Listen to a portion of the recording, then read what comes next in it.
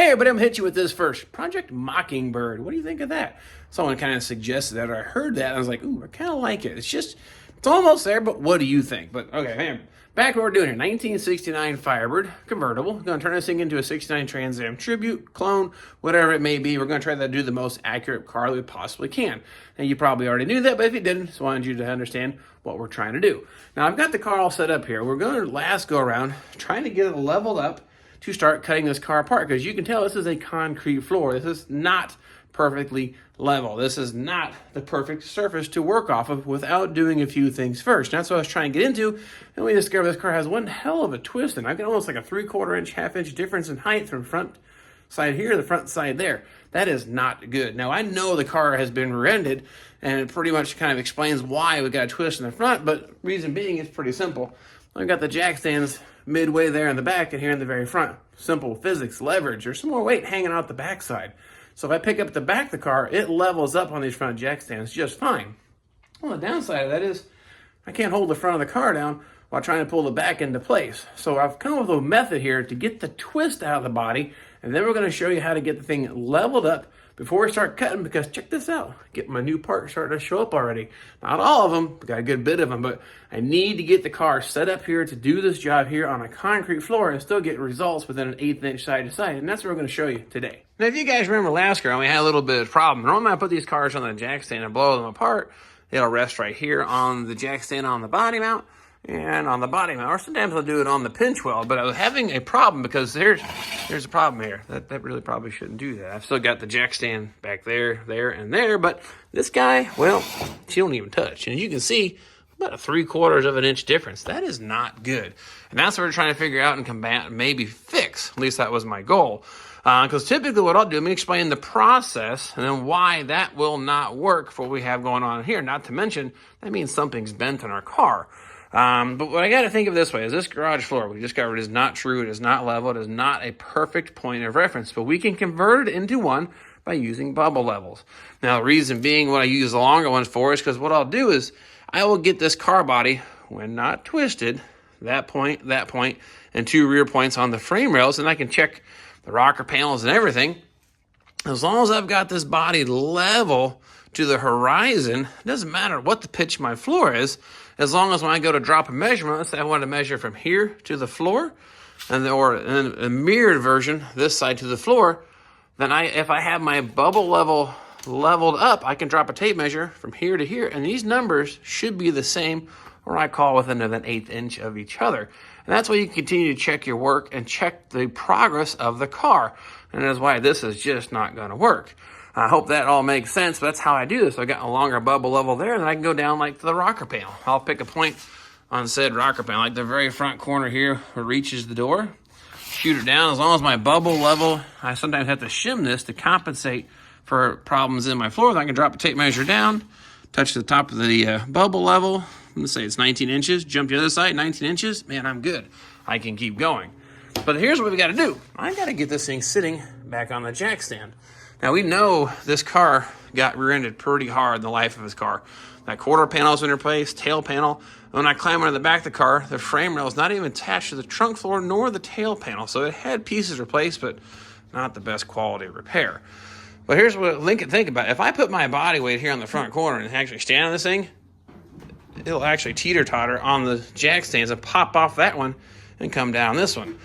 Well, the reason being the back is bent and it's popping up here, well, it's pretty simple. My jack stand is midway. I got a whole lot more weight hanging out the back side of the car, so it's just simple. It's tipping it back. If I jack up at the back of the car, the front comes down, and I'll tell you what, that point and that point, nice, level, and even, and looking great. That's why our problem is not here in the front. It's there in the back. So I think the first thing we need to do is need to find a way to hold this front corner to the floor, and you can see the magic happening right there. Now, quick trip to Menards, about $5. One of these little D-rings here. That thing will hold 1,500 pounds. Well, my 200 pounds of body weight pushes that thing down. A little masonry bit, some tap cons, screw those things right in the ground. Take a ratchet strap. I decided that the bolt here for the fender was the best anchor. It's a nice solid anchor point. I'll put my ratchet strap here, down there, and I can pull this thing down into place and close up that gap. Just so it all makes sense. Let's say my bubble level is perfectly level. I'm going to pick this edge there should be nice and even. So right now, this side reads 17 1/4. Jump over to this side. She reads 16 1/2. Not good at all. So what you're going to find is I'll put this guy into place. Like so. And of course, when I'm done, I just unscrew those tap cons, and then I get my garage floor back without the little bump in it. And if I wanted to fill the holes in, I could, but I think for the time being, that's why I bought those surface mount ones. I think I'll leave them in place because I have a feeling I might be doing this again. Now let's just close up the gap. All right, now if we take a peek in here, my jack stand is now actually secured into place. So now I can actually measure side to side, and they should be within 1/8 inch of each other. So I'm gonna call that good, but the problem was when I pulled this down, let me show you what happened back there in the back. All right, now you can tell what I've already kind of done here, but here's the reason why. You'll check out that jack stand right there. You got about a 1/4 inch gap between the frame rail and the actual jack stand. That's just not gonna work.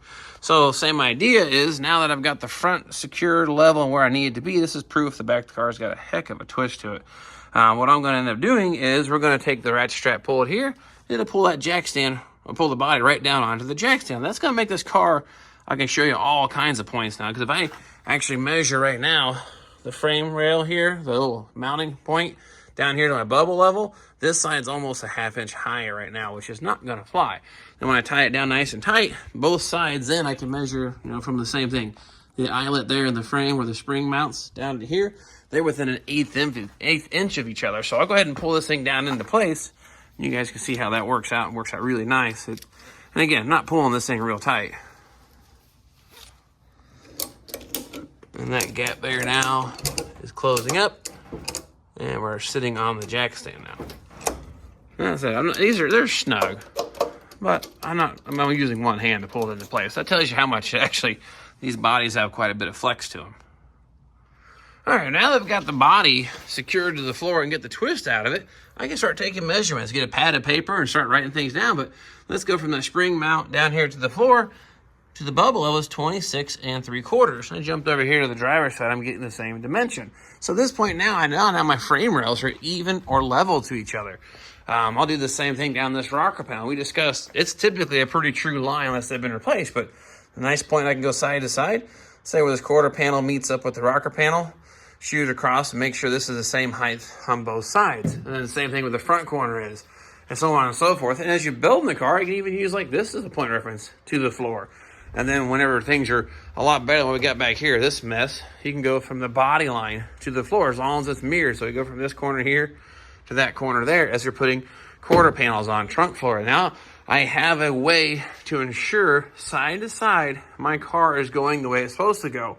And then of course, if we're going front to back here, that's why you go from the same point on this side versus that side. As long as the numbers are even or within an eighth of an inch of each other, we're going to call that good. Say, hold on, John. You haven't fixed anything yet. You've only just kind of put some ratchet straps and twisted the car back to the floor. And that is correct. I have not fixed any bent components on this car. The only thing I've done now is got it where I have a nice point of reference so I can start cutting it apart and replacing components. I'm going to replace both rear frame rails, the trunk floor. I'm going to separate it from the fender wells. I'm going to separate it the main floor pan. I'm going to put a rocker panel in the driver's side. So in theory, since I'm cutting about 80% of the car out and throwing it away, and I'm putting it back together straight because I now have everything trued up, it should remedy the issue because whatever the bent component is, it's going to get thrown in the scrap pile. So like I said, I haven't fixed anything that's bent yet. I've only gave myself a starting point of a point of reference to start removing piece by piece to get this car put back together without all the rest. But still need to get a few more parts. So I hope that makes sense. If not, you see how we got the twist out of the body enough to, let's say, start cutting it apart. I've never had to deal with one quite this bent before. Typically a 1/4 inch. I've seen variants, but this is 3/4 of an inch of difference. And I'm certain it's from the rear end collision many, many years ago. All right. Now, if you'd like to have a little more detail on this process, I did it on the Great Pumpkin. I got a video, a little link right here if you want to dig a little deeper into why, how, I made a little more theory. I did a little picture on my dry erase board, but that might help you out if you want to check that. Right here's a link to that. Now, the other thing I'm going to start doing next, I'm going to pull the glass out, pull the convertible top out, got the rest of the interior. So I don't know if that's a video worthy, but I'm waiting for a rocker panel to show up. That's one of the first pieces that I want to put in. That's why I got to finish stripping the interior, because I got to put just a little bit of bracing in that door opening, because I don't want the car now, especially with a little bit of ratchet strap action going on, I don't want it to start popping apart. I got a little different, I guess, pulls and stresses on it than just normal, just cars sitting on jack stands and gravity. And the other thing down here on the floor, ooh, I give you bonus points. You guys can guess what those chunks of metal for. If you guys have seen my old videos, you know what I made with that once in the past. So, of course, again, let me know what you think of the Mockingbird name. If you think that's a really cool name for this project, give me a thumbs up, or no, John, it's absolutely horrible. I kind of like it. It's got a nice ring to it. Of course, it's kind of a clever name. I hope that it sticks. If not, we'll keep digging. So nonetheless, I'm going to call it good for today. It's only 40 degrees. I got the door open because I just don't like being in the garage shut. But winter's around the corner, so we'll have to figure out how to keep on plugging away on the bird here. You guys, you want to see anything? Let me know in the videos. I've got a lot of footage coming your way. A lot of things happen. Some stuff I'm going to pop behind the scenes. But if there's something in particular you'd like to see, let me know. So nonetheless, not 100% sure what we're going to do next round because waiting on parts. But whatever shows up, we'll make it happen. Grab the camera, and I hope to see you guys then.